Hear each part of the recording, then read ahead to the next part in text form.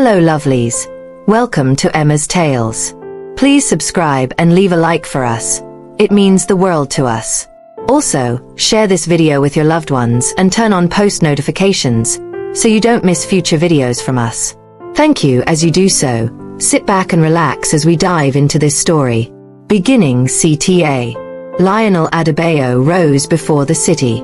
He always did, claiming the hour between darkness and sunrise as proof that Lagos itself worked for him. 27 minutes past 4. The penthouse was silent except for the hum of hidden climate vents and the distant ricochet of motorcycle exhaust far below Victoria Island. His bare feet skimmed imported marble as he crossed to the floor-to-ceiling windows. The skyline glimmered like soldered circuitry, neon bar strips, blinking call-to-prayer minarets, the faint halo where the lagoon began. He sipped black coffee, no sugar, no milk, discipline in liquid form, then turned to the mahogany slab of a desk opposite the window. Stacked upon it lay eviction notices, each white rectangle a silent, lethal verdict. Most were already signed. One remained. A single sheet, thick as a wedding invitation, stamped Unit 12, KG Adesina, Sunrise Court. Lionel eased into the leather chair. Light from the brass banker's lamp created a lonely stage over paper and pen. The pen itself was German, weighty, balanced like a surgeon's scalpel. He placed its nib against the line that waited for his name, paused, and exhaled through his nose. Ink bloomed, forming the L of Lionel, looping into Adebayo with an almost calligraphic flourish. He did not press too hard. He'd learned years ago that a confident signature required pressure but never strain. The desk clock clicked once. In his head, the countdown recommenced. 30 days. The redevelopment clause was brutal. Vacate or bankrupt, that was the sum. Billions hinged on demolishing Sunrise Court on schedule. Investors overseas cared nothing for the human cargo inside. Lionel slid the notice into a thin envelope and, on impulse, tucked it inside his suit jacket instead of leaving it for the courier. Power, he'd once read, is sharpened by proximity. He intended to test the edge in person. Feeling sentimental, sir? His young assistant murmured from the doorway, tablet already aglow with calendar pings. Efficient, Lionel replied, buttoning charcoal grey linen over surgically toned shoulders. I'll hand this one over myself. The assistant swallowed questions behind a professional nod. Nobody slowed Lionel at this hour. Employees learned quickly that dawn belonged to him alone. The private lift opened at his signal, dropping 40 stories with a hush. Reflective walls showed his face. High cheekbones, faint stubble shadow, unblemished save for a small crescent birthmark just below the nape, often hidden by bespoke collars, yet present like some celestial stamp. He rarely thought about it. When the lift doors parted in the underground garage, the black Range Rover already idled. Chauffeur, armed guard, bullet-resistant glass. All the trappings of a man certain the world wished both to envy and to kill him. He slid inside. Coffee steam mingled with leather scent as the city's humid breath slipped in just before the door thunked shut. Sunrise Court, he said. The driver blinked. Sunrise sat across the third mainland bridge, where potholes devoured tires. Very well, sir. Victoria Island receded in rear-view mirrors as dawn paled the horizon. They glided past toll plazas and container yards, every lane a braided rope of honking impatience. Hawkers wove between bumpers peddling plantain chips, newspapers, chilled sachet water. Lionel's phone buzzed, a push alert of Asian markets reacting to whispers of his project. He ignored it, eyes fixed on the lagoon, which shimmered pewter under encroaching light. Traffic loosened once they cleared the bridge.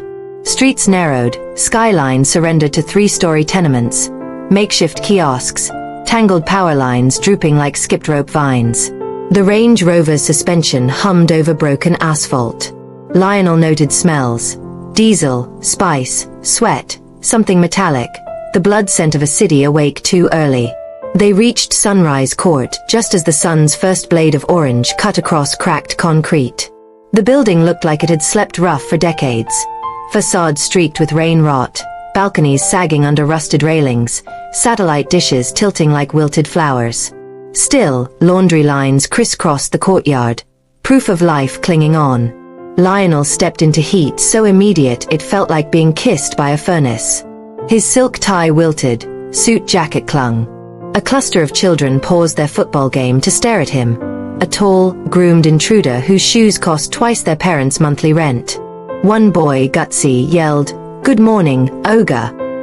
Lionel offered a curt nod but did not smile. He believed in charity by foundation, never by facial expression. The lobby smelled of damp and kerosene. Ceiling fans spun lazily, redistributing stale air. A caretaker in rubber slippers glanced up from mopping and froze, recognizing either money or trouble. Lionel climbed the stairwell without acknowledging him. Concrete steps were slick. Humidity had colonized every crevice. Fifth-floor corridor. Dim, narrow, breathing mildew. Unit numbers, once brass, were now ghosts outlined in verdigris. He located 12. Its door paint flaked like ancient bark. He adjusted cuffs, squared shoulders, and knocked. Shuffling inside, then the scrape of a dead bolt. The door eased open the length of a chain. Eyes appeared first. Deep, steady, neither hostile nor fearful, eyes that had watched many storms roll through. "Good morning, ma'am," Lionel began, already extending the envelope. "Notice of." The chain slid free. Door opened wider. The woman stepped into the half-light, and time performed some unholy trick, shrinking, stretching, folding in on itself. She was shorter than Lionel, frame wiry beneath a faded Ankara wrapper. Silver threaded her braids. Her gaze drifted from his face to the base of his neck. She inhaled, a sound like a page turning. "Ayo. What did you say?" Lionel's voice thinned. She did not answer. Tremor started in her fingers, climbed to her shoulders, yet her eyes remained locked on that small crescent of skin just visible above his collar. Tears pooled, refracting corridor light. "Ayo," she whispered again, the words soaked in grief and astonishment. "My joy." Lionel felt the envelope sag as his grip loosened. Something vast and nameless vibrated in his chest, a chord struck on a buried piano. "I'm sorry, madam. I'm here on official. Don't forget to like and drop a comment. If this is your first time here, hit that subscribe button." A kettle whistle pierced the silence from somewhere behind her. She blinked, like surfacing from deep water. "You wish to evict me?" she murmured, voice leveling out. "Of course." She stepped aside, door yawning open. "Come in and finish your work." He did not move. The corridor's mildew stench thickened, his skull suddenly tight around his brain. The children downstairs hollered goal. The world insisted on its mundane soundtrack, even while this hallway rewrote gravity. Her name rolled into his memory, KG Adesina, printed on documents he'd never read beyond the rental line. He'd clipped her humanity down to arrears and square footage. Now that humanity stood barefoot, tears glinting, calling him a name no one alive used. "Ayo," she said once more, almost testing it against the skin of the morning. Lionel swallowed. Air tasted like rust. He took a small step forward, then stopped. Papers trembled, coffee from hours ago churning in his gut. He had come to wield power. Instead, he'd been disarmed by a single word. The living room was little more than a box. Two upholstered chairs patched with denim, a sofa whose springs had surrendered, an oscillating fan coughing on its axis. Ribbons of steam curled from a battered kettle on a one-hob gas ring. Walls were decorated with children's drawings, multiplication tables, and an old newspaper clipping of a politician shaking hands with school children. Lionel remained near the doorway, uncertain whether to sit or stand or obey some protocol he'd never learned. The woman, KG, he now anchored, poured boiled water into a chipped teapot, hands steady despite damp cheeks. "I have Ovaltine," she offered, voice surprisingly clear. No shame in sweet things. Lionel found himself nodding. He set the envelope on the arm of a chair. His hand left a sweat print on the faux leather. A small girl, 7 maybe, poked her head from behind a curtain. Wide eyes flicked from KG to the stranger in a suit. KG smiled. Ngozi, greet our visitor. Good morning, sir. Tiny voice. Polite. Then the girl disappeared like a startled chick. KG carried 2 mismatched mugs, handed one to Lionel. He wrapped fingers around cracked porcelain. Why did you call me that name? He asked. She sat opposite, exhaled, eyes never leaving his. Because I gave it to you. 35 years ago, in a clinic in Ibadan. I named you Ayodele. Joy has come home. The nurses shortened it to AO. Lionel's pulse ricocheted. Memories flashed, none from infancy, all from orphanage photos he'd unearthed as a curious teenager. A bundle in white blanket, face blurry. He'd closed that folder, concluded it was history, not heritage. I was told my mother died, he said, hearing his own voice like someone else's recording. KG flinched, pain rippling across her features but quickly contained. I'm sorry. That story protected men who never earned such protection. Her gaze dropped to the envelope, then rose again. And now you come to erase the roof over my head. Life is a circle sharper than a knife. Lionel set the mug down, untouched. Heat pressed from ceiling to floor. The fan groaned. Outside, a vendor shouted, "Ajij bread. Life. Unstoppable." I did not know, he managed. Words felt brittle. Now you do. She leaned back, shoulders weary but proud. Whatever happens after this, I am not ashamed of who I am or who you became. Silence spread, thick as the humid air, filling every crack. He realized his knees trembled. Power had flipped polarity. The landlord sat in his own debtor's chair. A timer on the stove clicked off, snapping Lionel from trance. KG rose to remove the kettle. Lionel stood too quickly. Dizziness blew through him like coastal wind. He steadied himself against the doorframe. I can't, he began, then faltered. KG filled her mug again, voice gentle. If you need to leave, leave. But take your letter with you. I don't allow death warrants on my furniture. He looked at the envelope as though it were radioactive. Inked with his signature, dated, legal. A weapon fashioned from paper. He retrieved it, slipped it back into his jacket, and realized his hands had stopped shaking. They were numb. Outside the apartment, the corridor seemed narrower, air heavier. His shoes clicked less confidently than on marble. Halfway down the stairs he paused, hand on rusted railing, chest pounding. Children's laughter drifted upward, mingled with the smell of frying akara. Ordinary life relentless, beautiful, mocking. At ground level, he nearly collided with the caretaker. Ogre, anything I can. Lionel brushed past, words lodged in his throat. The Range Rover's AC blasted him, but cold did nothing to cool the lava slide of confusion inside. He pressed fingertips to the birthmark KG's gaze had branded anew. Ayo, he whispered, testing the name. It felt both alien and intimate, like finding an old photograph of a stranger who looked exactly like you. The driver asked. Back to the island, sir? Lionel stared at Sunrise Court through tinted glass. 30 days.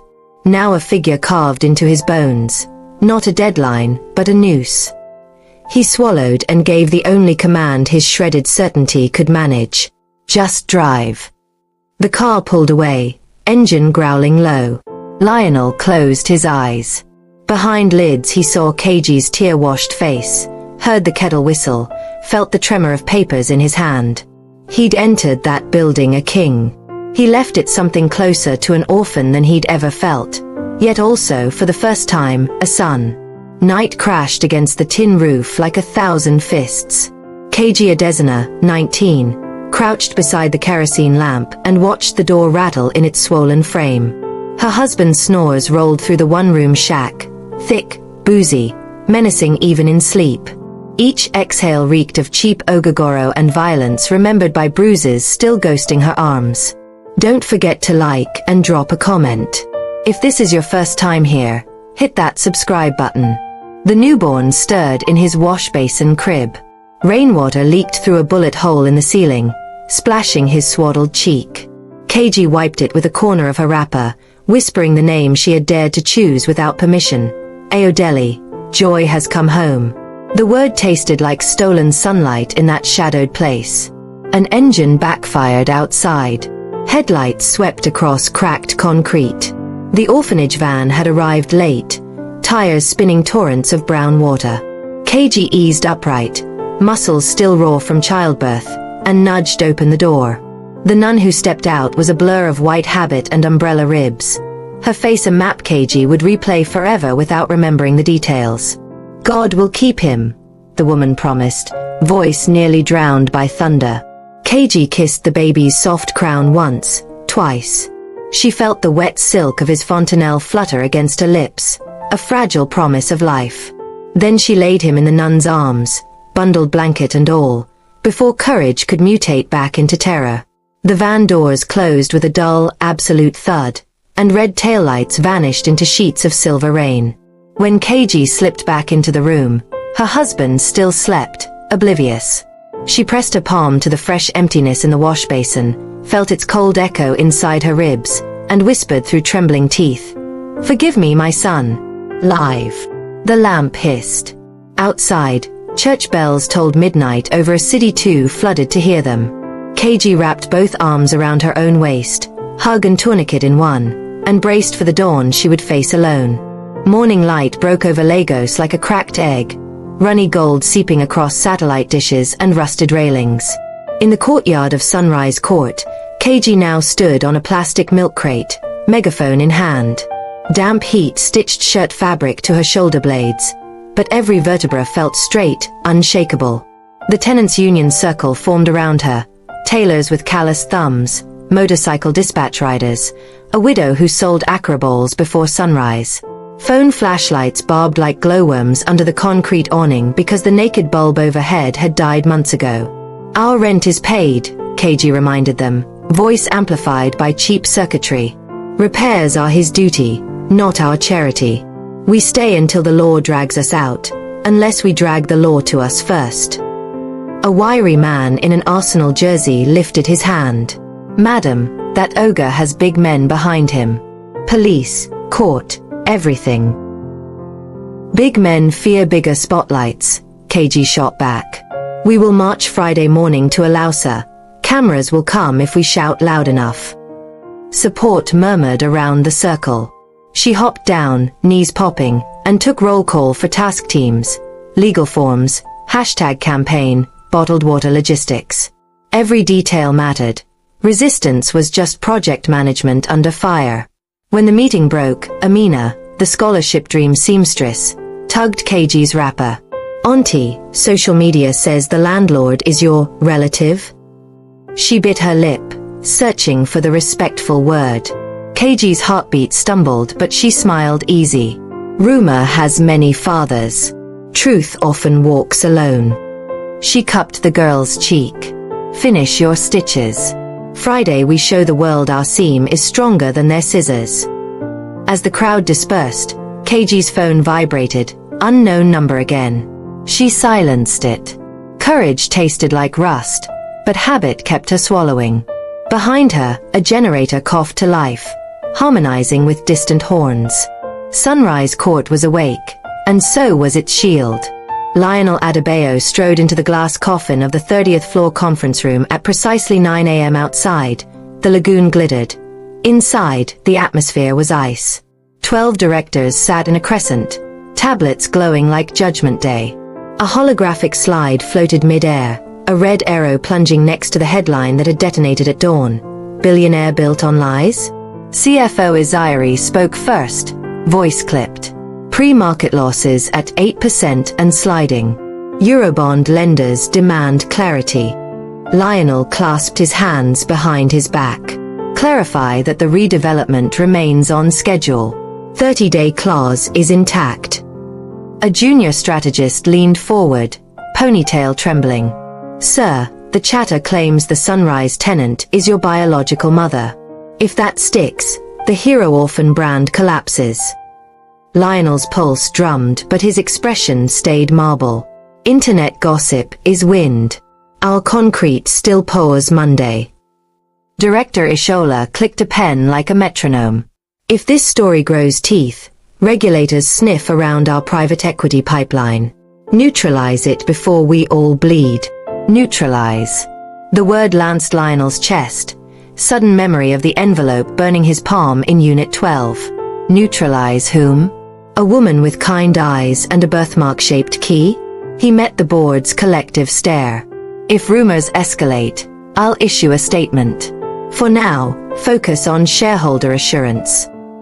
Isiri's nostrils flared, but he nodded. The slide advanced. Bullet points on demolition logistics. Lionel's vision blurred a second. Numbers liquefying into meaningless bars. 15 minutes later he adjourned the meeting, throat raw though he'd barely spoken. Outside the boardroom, he pressed fingers to the staircase rail, grounding himself. Powerful men ordered demolitions every day. None had ever felt like patricide. Lagos traffic roared 30 floors below, indifferent to the moment a titan discovered the clay in his own feet. Late afternoon, chandelier light scattered across Crystal and Quiet Malice inside Osso Rock Restaurant's VIP lounge. Lionel's adoptive mother, Chief, Mrs. Odenike Adebayo, sat erect in dove-grey silk, pearl studs winking beneath coiffed hair. Sister Tola lounged beside her, phone ready like a scalpel. First you visit that slum, Mother began, voice sugared but sharp. Now the internet paints you a liar. I built your narrative brick by brick, Colonel. She used his adoptive Yoruba name like a leash. Lionel lowered himself into an armchair, every cushion rejecting him as outsider. Narratives aren't masonry. They crumble when truth shakes the ground. Tola swiped a screen, pushed it toward him, a cropped photo of KG's wet eyes, sunrise doorway as backdrop. Caption, #Who is Mama KG? Lagos wants answers. These bloggers smell blood, Tola hissed. They'll dig into our trusts, our foundations, every contract. End the story. How? Lionel asked, genuinely. Offer the woman hush money, Mother said, sipping chamomile as if it were sacrament. A comfortable flat in Suralere, monthly stipend. She disappears, the tale dies. Lionel saw KG's face behind his eyelids. Pride, grief, indestructible dignity. She won't take a bribe. Everyone takes something, Tola countered. Find her price. Lionel stood. Crystal clinked as he unsettled the air. My price was a lie you both paid for years. Debt clears today. Mother's cup paused midway to her lips, saucer trembling. Do not threaten the hand that fed you. I'm not. I'm acknowledging the hunger you never sensed. He buttoned his jacket. I have a statement to draft. He left the lounge before their retorts found shape. In the corridor mirror he caught his reflection, birthmark exposed where the collar sagged, like a brand newly glued to his skin. For the first time he wondered what Ayodele might have grown into if the van had never left a bod-on, and whether that man would recognize the one in the mirror now. Night eclipsed Lagos without dimming its volume. Headlights stuttered across Sunrise Court as Lionel's Rover idled opposite the gate. He watched a young man in neon sneakers plant himself in KG's path, phone at arm's length, live stream icon glowing. Madam, quick word, the blogger chimed. Netizens say you're mother of real estate tycoon Lionel Adebayo, truth or clout? KG balanced a sack of Gary and a sewing kit. She lifted her chin. No comment, my child. The blogger persisted, camera thrust forward until the lens nearly grazed her cheek. KG's nostrils flared. Lionel saw the faint tremble in her free hand and felt a surge of protective heat he didn't understand.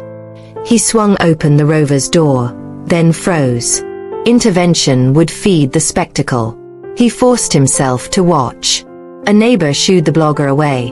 An old woman cursed in Yoruba until the live stream cut. KG exhaled, composure intact, and continued toward the stairwell. Lionel's driver eyed him in the rear view. Sir. Clinic, Lionel said. When uncertainty flickered, he added, now.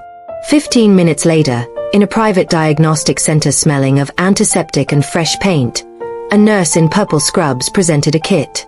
She swabbed the inside of Lionel's cheek. Soft scratch, clinical detachment. Seal, sign, date, she instructed. His signature shook.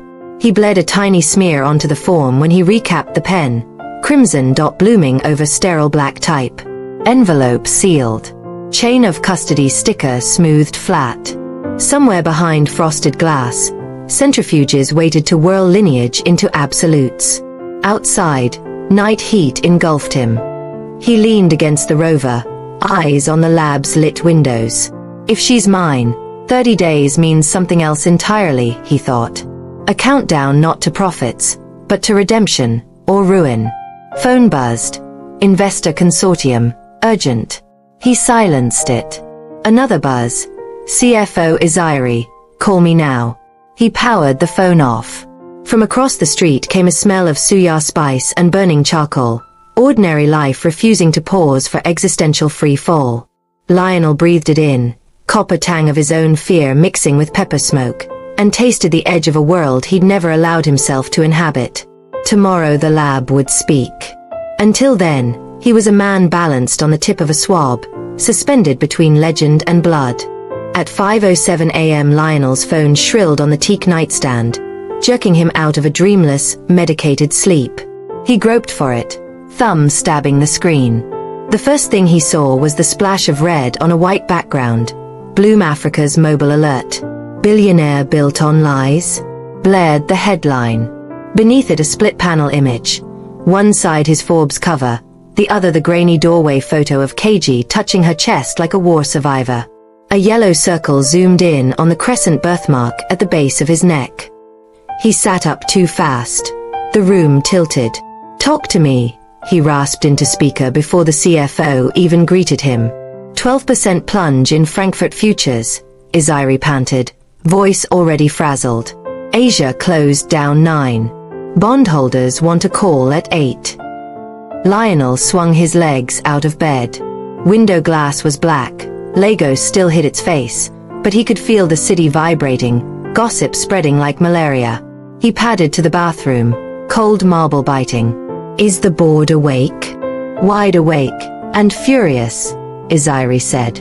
"They've scheduled an extraordinary meeting for noon." Lionel braced his palms on the sink. The man in the mirror looked haggard, pupils enormous.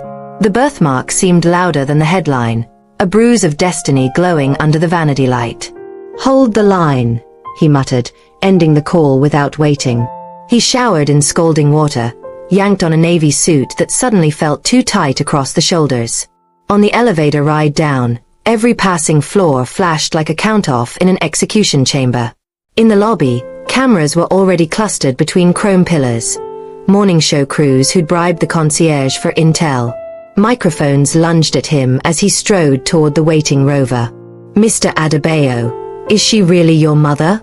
Did you falsify your adoption story? Will Sunrise Court tenants be compensated?" Lionel answered none. He slid into leather, door seals muffling the frenzy. The rover surged forward, but the noise lingered inside him, ratcheting heartbeat to fever pitch.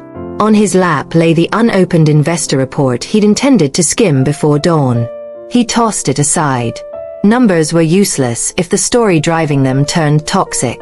"Headquarters," he told the driver, voice gravel. The car accelerated into traffic as Sunrise peeled open behind them, spilling gold on a city that already smelled of diesel, pepper, and scandal. Don't forget to like and drop a comment. If this is your first time here, hit that subscribe button. Machines clattered like distant hail inside the storage room turned co-op.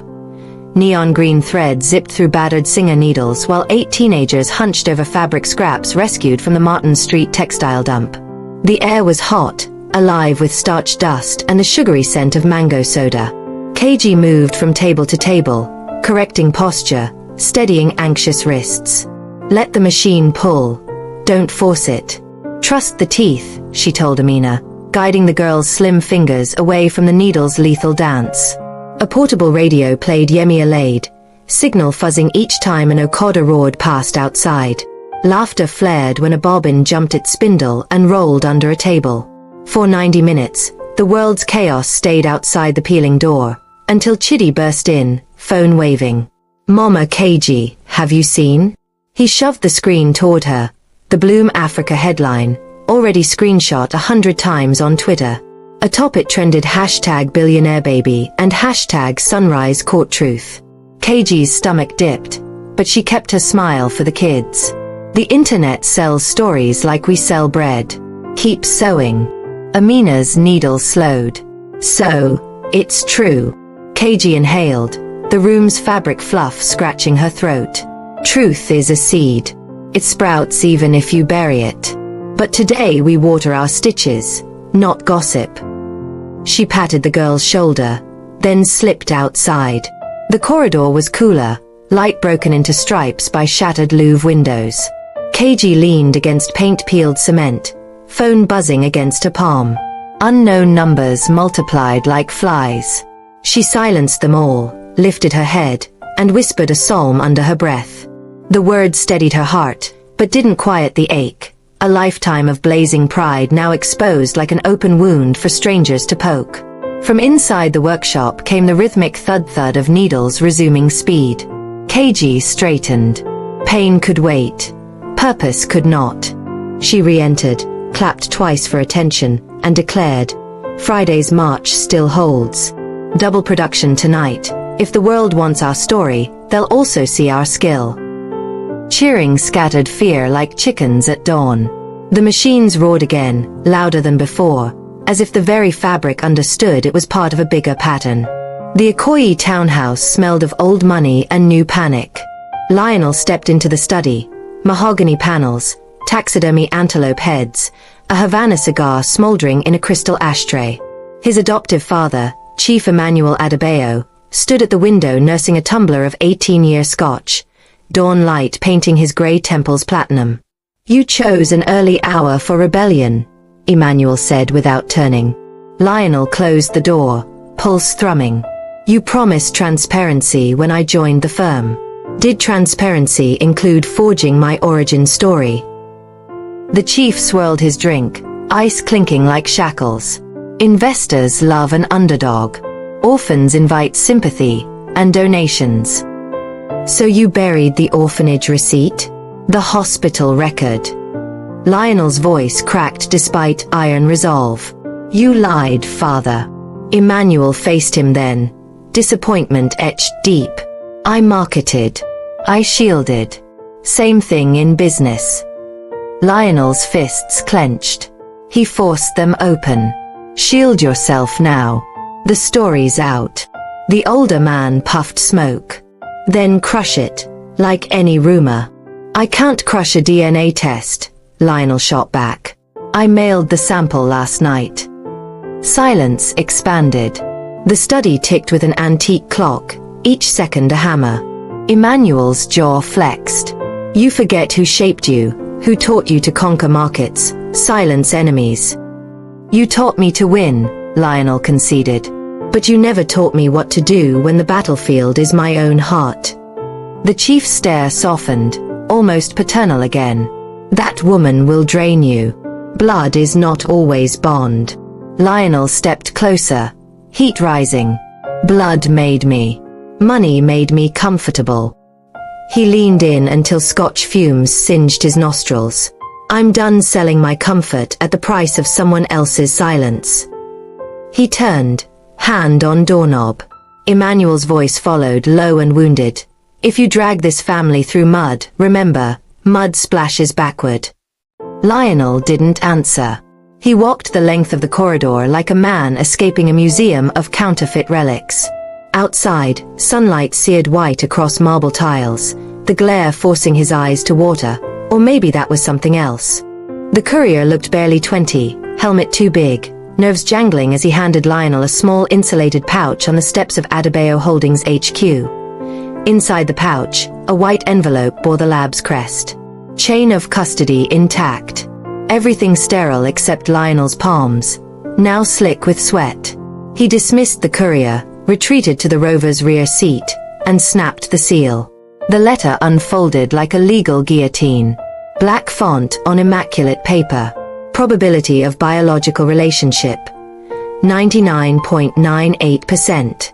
Time stalled. The city outside blurred. Horns became distant waves. He traced the percentage with a trembling fingertip. No loophole, no spin. Fact. A drop of something hit the page. Sweat or tear, he wasn't sure. Another droplet followed, this one red. He'd bitten his tongue without noticing. Blood marked the proof, red on white, just as KG's eyes had marked him in the corridor. Phone buzzed. A new email. Investor Consortium Ultimatum. He opened it mechanically.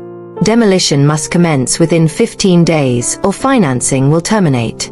15 days. Half the clause gone like sand through greedy fingers. He closed the email. The percentage glared back at him, flanked by two stains, salt and iron. Lionel folded the letter, slipped it into his inner jacket pocket, close to the heart whose genealogy it confirmed. For 10 breaths he stared at the skyline, glass towers spearing blue sky. None would exist without him.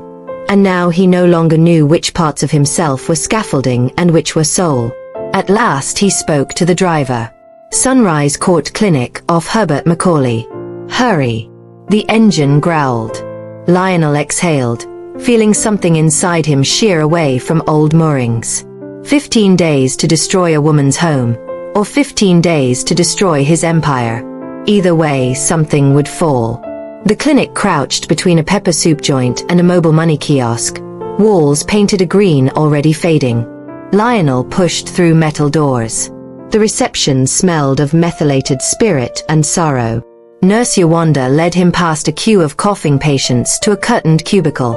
KG lay on a narrow bed, for snaking into her arm. Her wrapper had slipped, revealing calves latticed with old scars. A cuff squeezed her bicep, monitor beeping numbers Lionel didn't understand but feared. She opened her eyes. Exhaustion sat heavy there, yet a spark remained. "You didn't cause this," she whispered. "I caused the stress," he answered, voice raw. She managed half a smile. "Stress is Lagos tax." Dr. Adagoke entered, nodding curtly. "Severe hypertension episode. She needs strict rest, low sodium, consistent meds. Frankly, this environment won't help." The doctor eyed Lionel's suit, reading money. A private facility would monitor her better. KG shifted, wincing. "I won't leave Sunrise." Lionel knelt beside the bed. The linoleum chilled his knees, grounding him. "Then I'll bring the facility here." She frowned, skeptical, maybe afraid. "Power doesn't fix everything, Ayo." He flinched at the name's tender blade. "Tell me what does." Her hand, cool despite feverish skin, found his wrist. Pulse met pulse. Shared blood hammered under thinning walls. "Save the building. Let these people sleep without fear." Lionel swallowed, throat a gravel chute. "I have 15 days before the wreckers roll in." "Then start tonight," KG said, eyes shining with something fiercer than hope, command. He nodded, head bowed. An oath sealed in silence. The monitor's beep slowed, as if her heart believed him. Outside, afternoon sunlight slanted through cracked blinds, dust motes spinning. Lionel rose, brushed creases from his trouser knees, and faced Dr. Adagoke. "Order whatever equipment she needs. Portable ECG, automatic cuffs, daily labs. Bill Adebayo Holdings." The doctor's eyebrows arched but he nodded. Lionel squeezed KG's hand once more. "I'll be back." She watched him go, and though her blood still thundered, her lips lifted in the ghost of a smile. Maybe shields could dent, but they could also be reforged. In the corridor, Lionel's phone exploded with notifications. Board summons, media requests, Tola's furious texts. He silenced them all. The only clock he would obey now was the one measuring 15 days. Stepping into the heat, he inhaled the mingled scents of exhaust and frying bean cakes. The city pulsed, alive, unforgiving. But for the first time Lionel felt its pulse sync with his own. He climbed into the Rover, eyes clear. Legal office, he ordered. We're drafting an injunction. The driver pulled into traffic. Behind them, the clinic's green walls faded, but the promise inside them burned, a fuse leading straight into the foundation of every tower Lionel Adebayo had ever built. If the explosion came, he decided, he would be standing beside the people it was meant to bury. The wall of the Adebayo Holdings boardroom was a screen of numbers, columns glowing emerald or bleeding crimson as proxy votes rolled in. Tola, the sister who once plaited Lionel's hair with plastic beads, now stood at the head of the polished table in a scarlet sheath, tablet raised like a gavel. Motion on the floor, she declared. Effective immediately, shareholders may elect an interim CEO if confidence in the incumbent is compromised. The word incumbent hit Lionel like a low punch. He watched the vote counter blink. Green dots flickered for aye, red for nay. Directors whispered, eyes slick with fear of contagion. 12 hours earlier the press had labeled him a fraud. This meeting smelled of fresh meat. Lionel rose, jacket unbuttoned, palms flat on the table. You're gutting leadership mid-crisis? That is the crisis. Tola's smile was veneer thin.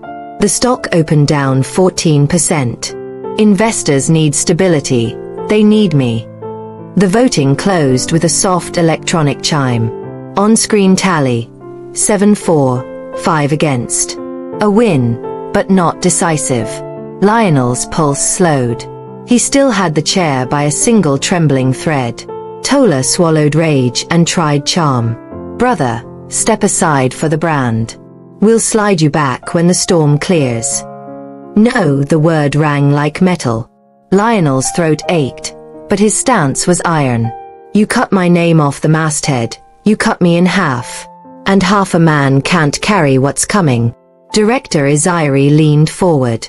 Then how do you propose to stop the bleeding? Truth, Lionel said, surprising himself. Full dosage. He pressed the intercom. Book every network by noon. Press conference. No filters. Tola's eyes flared. You'll torch what's left. I'll cauterize it. Lionel shut the folder of vote results, spine snapping.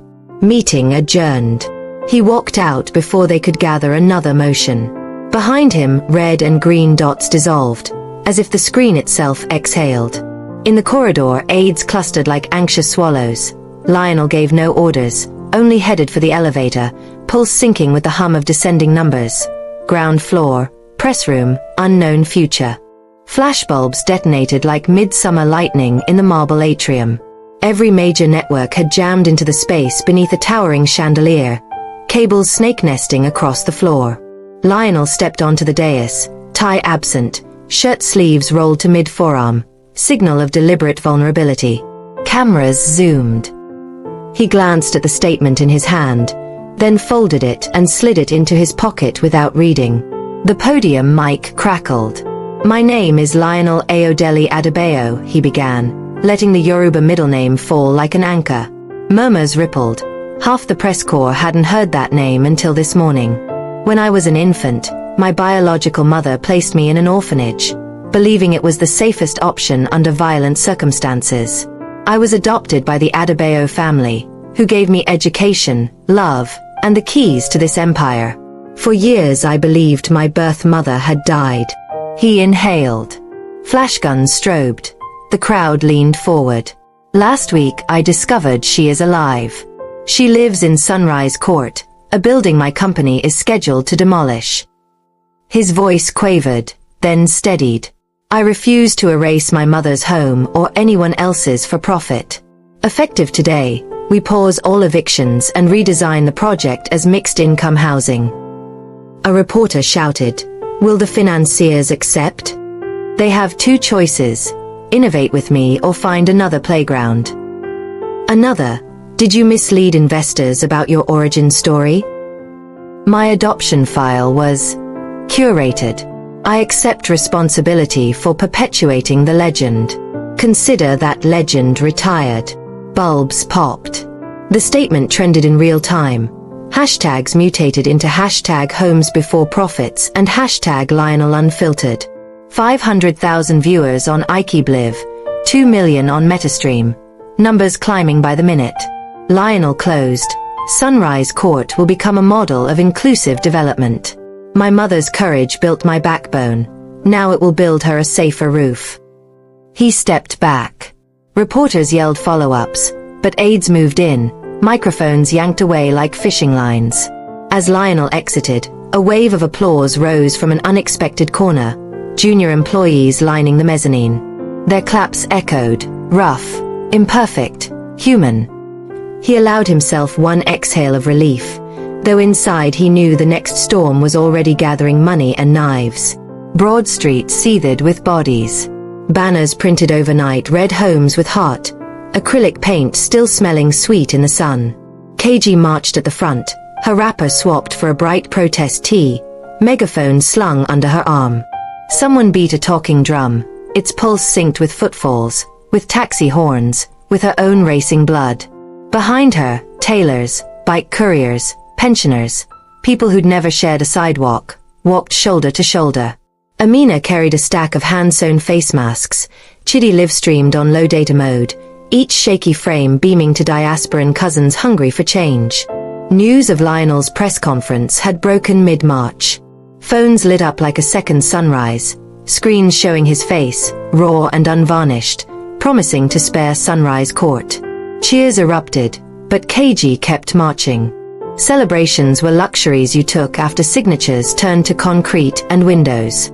Near Tinyabur Square, a squad of riot police formed a line, helmets dull, plastic shields high. KG raised the megaphone. We march peaceful. Her voice carried, hoarse yet resolute. We march with dignity. Drumbeats paused. The crowd stilled, breath held. An officer lifted a hand, signaling stand down. KG's chest loosened. The march flowed on like a river skirting a boulder. By the time they reached the state secretariat gates, #Homes with Heart trended in Brazil, Malaysia, even Iceland. Amina showed her the heat map, eyes wide. KG smiled for a second, then squared her shoulders. Viral today, forgotten tomorrow, she reminded gently. Hold the line until ink dries. She faced the government compound flanked by banners. The building's tinted windows reflected her own trembling resolve back at her. Somewhere inside, civil servants texted spouses about traffic, about grocery lists, unaware that history pressed at their gates, led by a woman who once surrendered her child to save him and now marched to save an entire block of children she barely knew. The High Court gallery smelled of lacquered wood and stale photocopy toner. Lionel sat beside his counsel, Barrister Okafor, who murmured last-minute citations like Hail Marys. Across the aisle, the Financier Consortium's lawyers, a forest of bespoke suits, prepared to argue breach of contract. Okafor rose when the judge entered, robes sweeping the dais. My lord, we request an emergency injunction halting demolition pending a revised environmental and social impact review. The consortium's lead counsel countered with a polished sneer. My lord, delays incur quantifiable losses. Daily interest of $68,000. The defendant pursues sentimental theatrics. Lionel's jaw flexed. He watched the judge's eyes, dispassionate, razor-bright. Paper rustled, clocks ticked, an air conditioner coughed asthmatic gusts that could not cool his neck. Okafor hammered home public interest, affordable housing deficit, endangered tenants, the blueprint for inclusive growth. He cited Lionel's own new plan, 40% of units reserved below market rate, rooftop solar, microloan stalls on ground level. Words painted futures, but bulldozers idled in present tense. After 90 minutes of parry and thrust, the judge lifted a palm.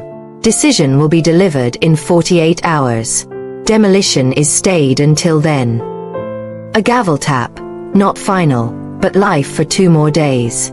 Lionel's ribs loosened for the first time since dawn. Outside the courthouse, press surged. Okafor shielded him. Lionel managed one sentence.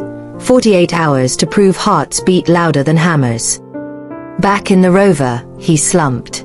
Court orders were paper shields.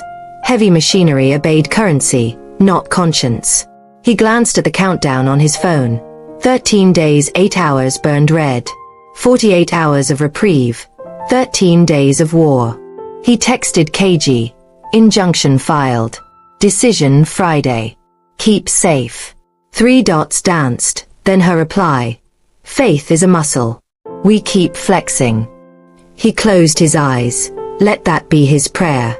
Night draped the Ikoyi kitchen in amber. The only light came from a single under-cabinet strip, soft as candle glow, illuminating a plate of puff-puff still glistening from hot oil. Odenike Adebayo stood by the counter, pearl necklace askew, twin-tier tracks shining. Lionel entered, jacket gone, shirt sleeves streaked with protest march dust.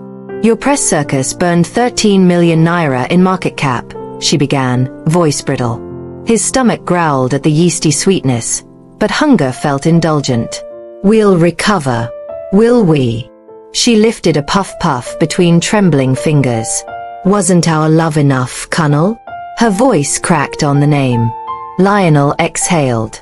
The house smelled of cardamom and heartbreak. You saved me. You shaped me. But you also sculpted a lie. She set the pastry down, shoulders collapsing. We feared losing you to the past. We gilded the story so no one could scratch you. And in doing so, you scratched my mother out of the frame. Her pearls rattled as she shook her head. I carried your colic screams, your fevers. I prayed over you every night. He stepped forward. And I love you for it. But love that cages isn't love, it's possession.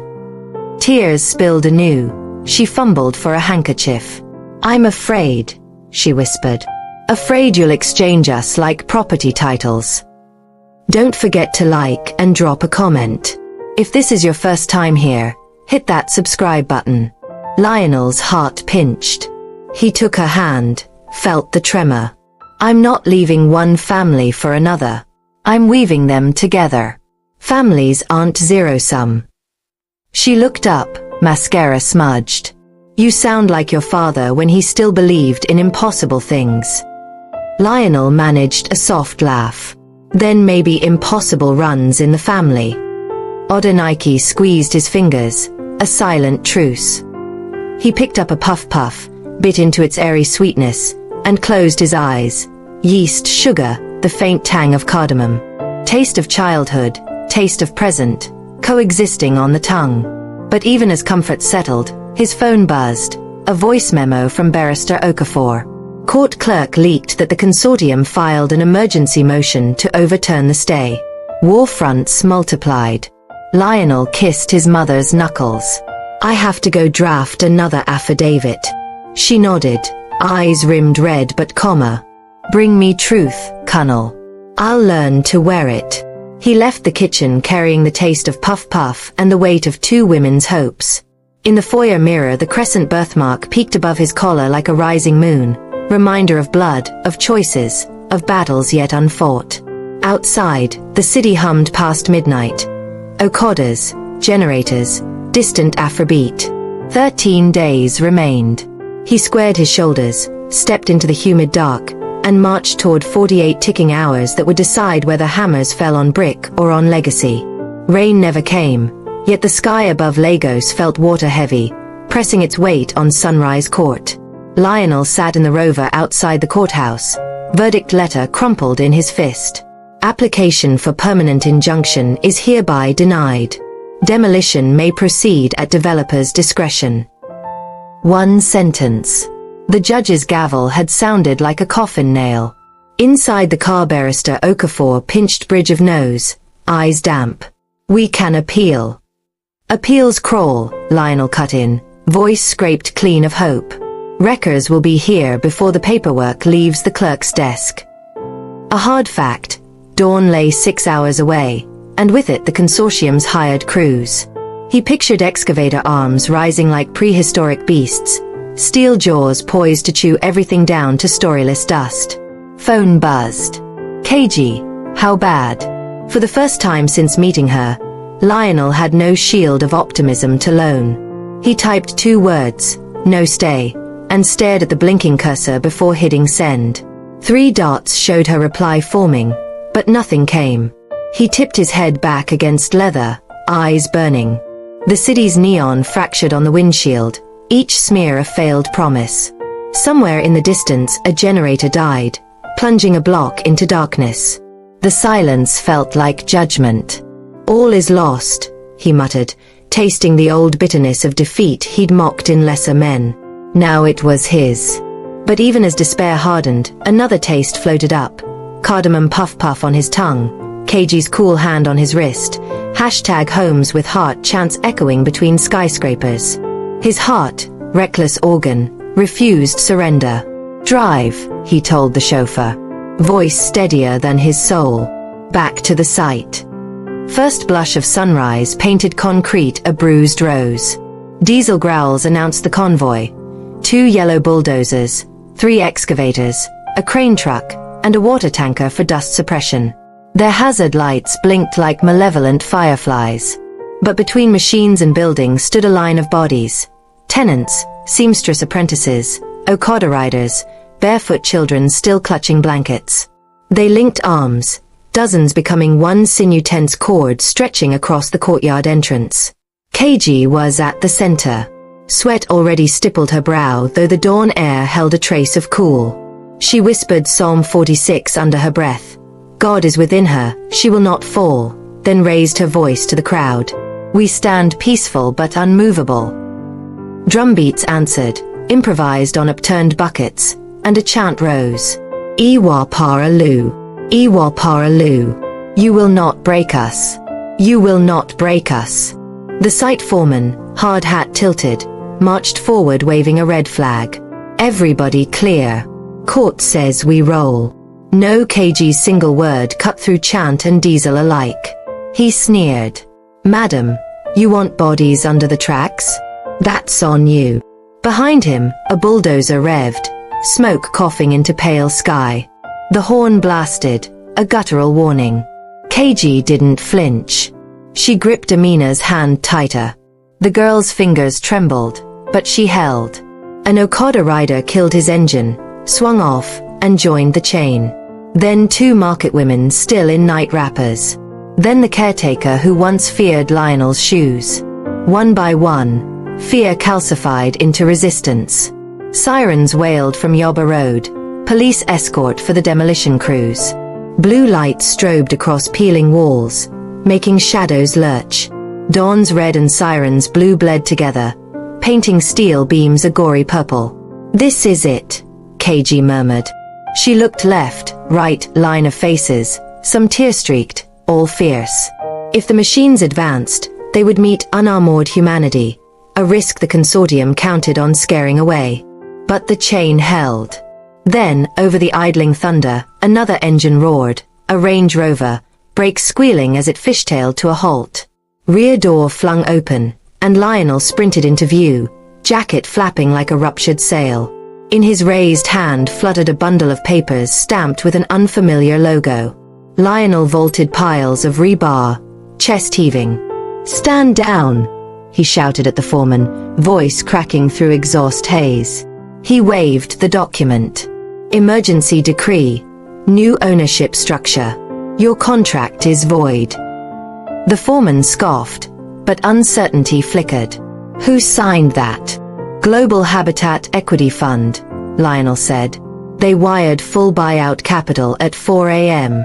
He planted himself between dozer and line of tenants. "I'm the majority stakeholder again, and I rescind the demolition order." Behind him, KG's legs wobbled. Amina half sobbed, half laughed. The police lieutenant approached, frown deepening. "Paperwork shows demolition permit valid." Lionel flipped to the final page, shoved it forward. "See the seal? Attorney General's counter-signature. Permit suspended pending redevelopment review." The lieutenant studied it, lips moving with lines he barely grasped. Bureaucracy spoke louder than siren. He stepped aside. The machines idled, horns cutting mid-blast. Quiet thundered louder than engines. Lionel climbed onto the nearest bulldozer tread, knelt on the steel hood, and spread the restoration contract across its dusty yellow paint. A gust tried to snatch the pages. KG darted forward, palm flattening the top corner. Their eyes met, shock, gratitude, wonder compressing years of distance into one heartbeat. With a pen filched from Okafor's jacket pocket, Lionel signed, Lionel Ayodele Adebayo, CEO, Homes with Heart Redevelopment. Ink bled slightly on the vibrating hood. He clicked the pen shut. Your turn, he whispered to Keiji. She shook her head. I have no title. You have the only one that matters. He guided her hand. She wrote Kuji Aden, community trustee. The letters were shaky but legible. When she lifted the pen, the sky cleared a shade lighter, as if dawn had paused, holding breath. Lionel straightened atop the machine, thrust the signed pages high. Sunrise Court lives. Cheers erupted, first timid then tidal. The human chain dissolved into jubilant knots. Children clambered onto the bulldozer, banging victory on its metal flanks. Social media streamers caught every angle. Hashtags mutated anew. Hashtag Steel to Shield. Hashtag Lionel KG Alliance. The foreman removed his helmet and spat. Not paid to fight governments. He signaled his drivers. Machines shut down, coughs dying into silence. Lionel hopped down, adrenaline turning limbs to water. Keiji wrapped her arms around him without thinking. Brief, tight, real, then stepped back, cheeks wet. You did it, she breathed. We did it, he corrected, almost inaudible over the joy quake ripping through the courtyard. Evening draped the city in ember. In Keiji's flat, Lionel chopped ugu leaves with too much force, knife thunking the wooden board. Red stew simmered on the single burner, scent of crayfish and Scotch bonnet pepper fogging the tiny kitchen. Keiji stirred and teased. If you pulverize the greens, we'll drink soup, not eat it. Lionel grinned, shoulders loosening. Boardroom stress relief. He slid the leaves into the pot. Steam whooshed up, carrying heat and hope. A knock. Keiji opened the door to find Odenike and Emmanuel, adoptive parents, clutching a foil tray of plantain mosa. Behind them, Amina balanced bowls. The caretaker held bottled Fanta. Tola lingered in the stairwell, uncertainty bleaching her confidence. Keiji's heart thudded. She stepped aside. The flat filled faster than its walls seemed to allow. Odenike inhaled pepper steam, eyes watering. Smells like Sunday at my grandmother's. She turned to Keiji, voice tremoring. May I help? Keiji nodded, handed her the wooden spoon. Pearls clacked against ceramic as the older woman stirred. Silence held a heartbeat, then two women smiled shy, tentative, like strangers on a bus recognizing shared hometown. Emmanuel cleared his throat, gaze on Lionel. The fund's terms, harsh? Fair, Lionel replied. Profit cap at 8%. Remainder plowed into microloans and maintenance. Tola edged closer. And my role? Chief Sustainability Officer, if you want it, Lionel offered. But no creative accounting. Her shoulders dropped, lip quirked. We'll learn new math. Laughter cracked tension. Plates appeared. Fanta hissed open. They ate standing, elbows bumping, steam fogging cracked window glass. Lionel watched Keiji explain the co-op's mask orders to Odenike, saw his two mothers lean toward shared purpose, and felt something click into its rightful socket inside his chest. Later, as dusk bled indigo, Keiji walked Lionel to the door. Courtyard lights flickered. Somewhere drums rehearsed for tomorrow's Thanksgiving. Roof's safe, he said gently. She brushed stew-scented air. For now. Foundations need shoring. We'll shore together. He squeezed her hand. No grand vow, just ongoing creed. A gull wheeled over Lagos Lagoon. Screech lost in carnival laughter.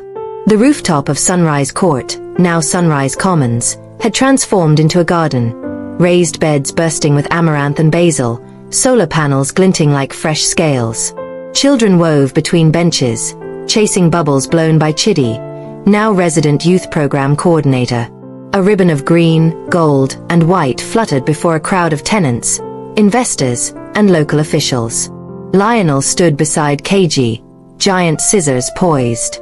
Tola, sleek in Ankara suit, counted down through microphone feedback.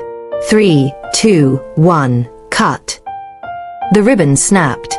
Applause rolled skyward. Lionel exhaled, scanning the skyline.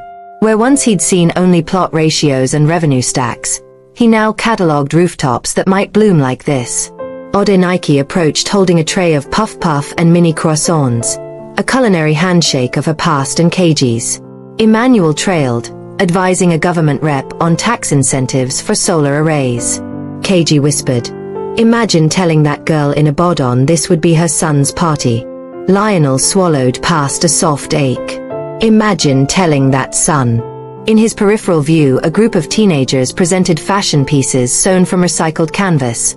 Amina's scholarship now reality. The Social Impact Fund director filmed on her phone, nodding approval. A boy tugged Lionel's sleeve, the caretaker's grandson, eyes bright. "Uncle Lionel, your garden is taller than Mama's head." Lionel crouched. "It's our garden. Want to plant tomatoes next season?" "Yes," the child squealed, sprinting off to plan the impossible. Music rose. Fuji drums fused with Afrobeats from a Bluetooth speaker. KG led Lionel to the parapet. They looked down on Broad Street, once a battlefield, now a river of ordinary Friday traffic. "You rebuilt more than a building," she said. "Don't forget to like and drop a comment.